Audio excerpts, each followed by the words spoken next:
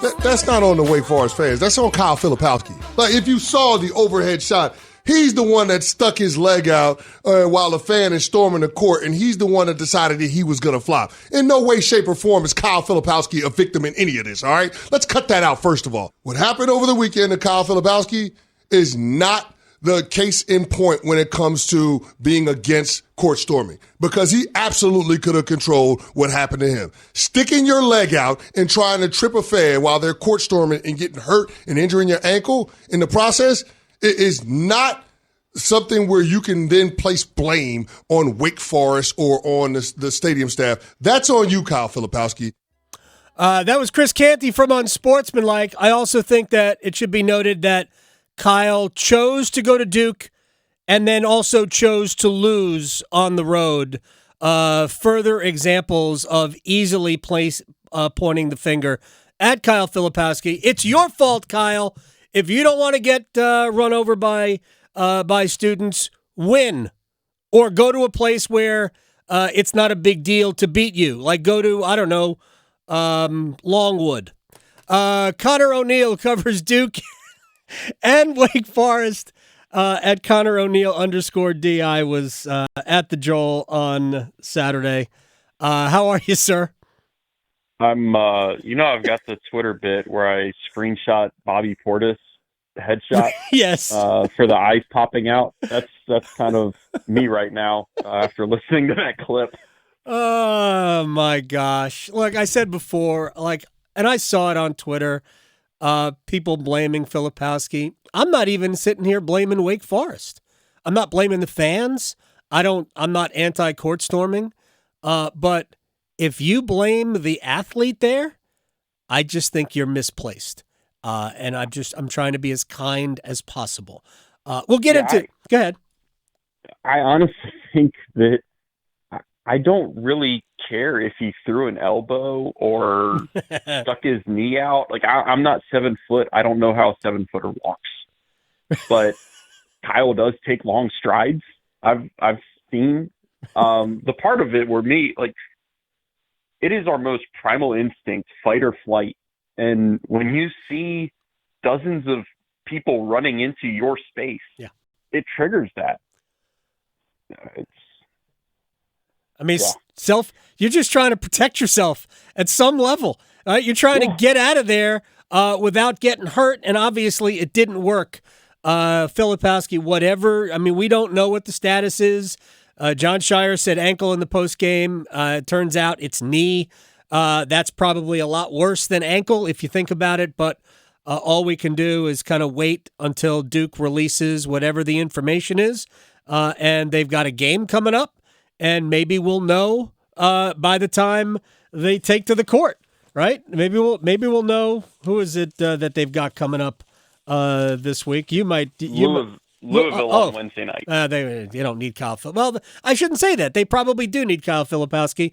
It wouldn't be a great sign if he wasn't going to play in that game anyway. All right, let's talk about the game because I think the game was significant, and I don't think there's any there's no proof here about Wake Forest other than we all thought that they were a good team, and at least Saturday they played that way against an outstanding opponent. What's your read of what we saw? Yeah, thank God we're going to talk about the game because that's the best game I've seen all year. And right. I'm pretty sure it's the best game I've seen since the 22 Final Four with Carolina and Duke. And I don't know if any game I ever see from then on will supersede that one. But, I mean, just such a high-level game. You have so many talented players, and in a game where he needed to be the best player on the court, Hunter Salas was the best player on the court, and Wake Forest had him. Everything flowed through him. He was open on the kicks from Duke doubling down in the post in the second half, so Duke had to adjust. And then when they adjust and start taking that away, that's when you have Andrew Carr step up and make a few buckets down low. That's when you have Cam Hildreth hit a corner three. Cam Hildreth has had a busted wrist for more than a month now. It's not gotten any better, even though he's had all kinds of different stuff on his wrist. Right. It's not like it magically healed. like he still needs surgery after the season. And he's the guy that hits the three to make it a chasing situation down the last couple minutes. Just so many high level plays. Duke was a lot more balanced. Like you have Filipowski, I think it was Filipowski, Roach, McCain, Proctor, all in the 17 to 14 point range. Yep. Proctor played really well for having a concussion about a week and a half ago. Yeah. And you have it's execution down the stretch is what John Shire talked about in the post game when he wasn't talking about everything from afterward. And you have Jeremy Roach has been the steadiest player for Duke all year, and he turned the ball over twice in the last 2 minutes. Right.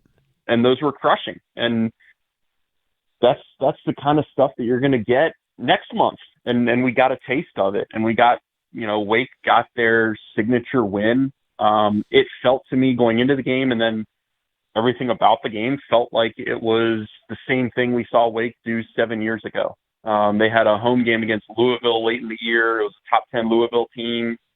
Wake's resume was not metrically the same as this year's, but they needed that signature win to push them over the top. And a John Collins-led Wake Forest team beat a Donovan Mitchell-led Louisville team. And it was a lot like that. It was Wake's, here we are moment. We're not picking up a quad one win. There's quad one wins where you beat a top 30 team somewhere, and there's quad ones where you beat a top, the 63rd ranked team on the road, and you can just kind of snipe one. Yeah, right. Exactly. Yeah. For Wake, it was the former, and it was their arrival moment on trying to get back onto the national stage.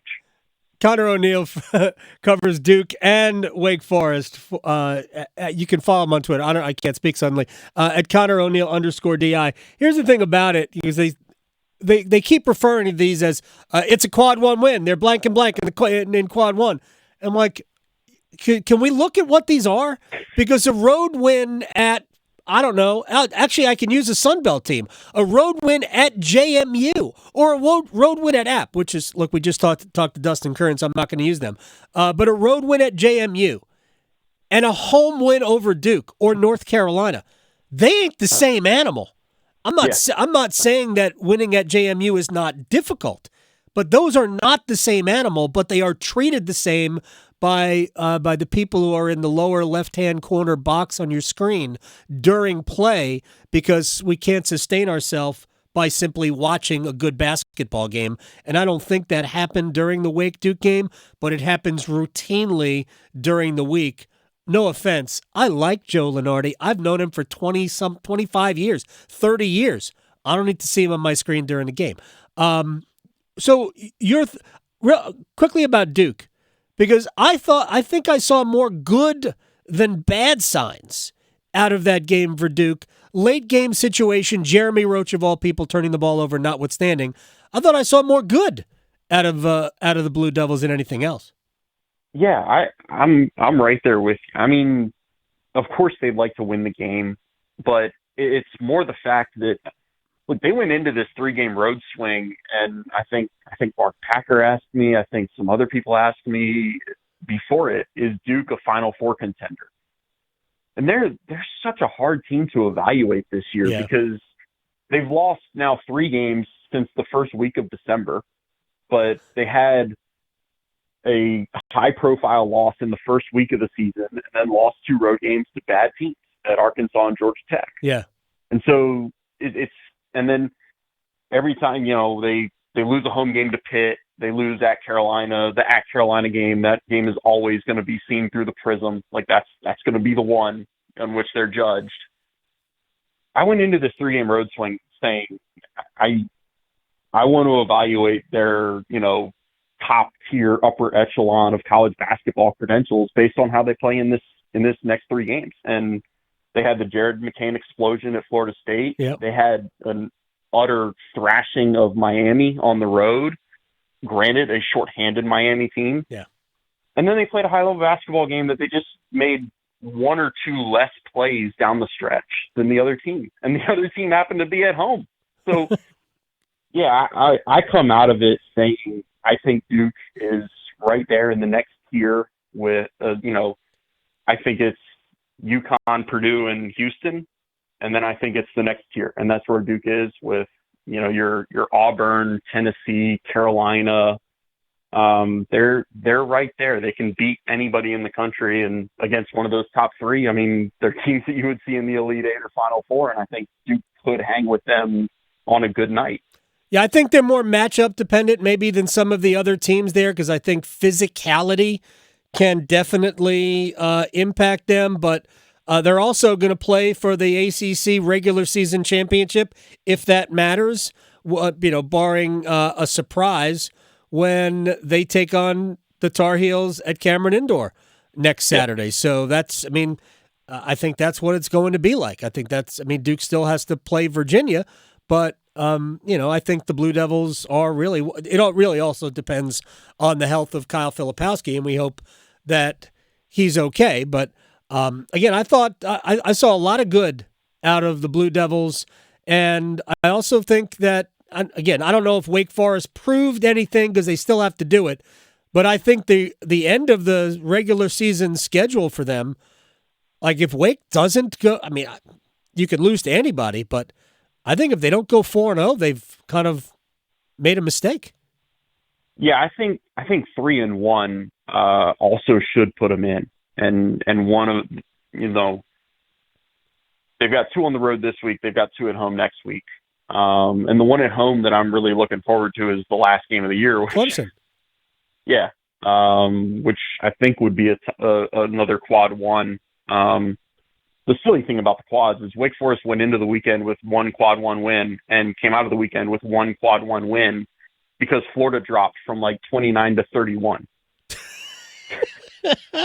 And it's just, we tracked it from Florida climbed up there. So a couple weeks ago, Wake retroactively got a quad 1 with Florida moving into it. And now they get the big win against Duke. And hey, guess what? Florida, I assume Florida lost. I don't even know, but Florida dropped a little bit, so you're still on 1 quad duty. But yeah, Wake now has to go on the road twice this week and prove that they can win on the road. They have done it before. They've done it this season. It's just not been very frequent. And that was the point that Steve Forbes made this morning. Was the game at Notre Dame tomorrow night is just as important as the game against Duke.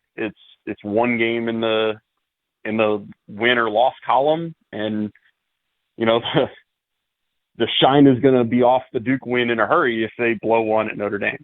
Yeah, don't lose that. I think the win at Virginia Tech might be the one that really puts them in, because road wins obviously mean more and all of that. But who could figure out the net anyway? Wake Forest suddenly moved up to like number 28 after being in the 40s based on a blowout road win of somebody who ain't that good. So I can't figure it out. The net is maybe the dumbest metric I've seen. Of all the dumb metrics, I think the net might actually be the dumbest of all of them.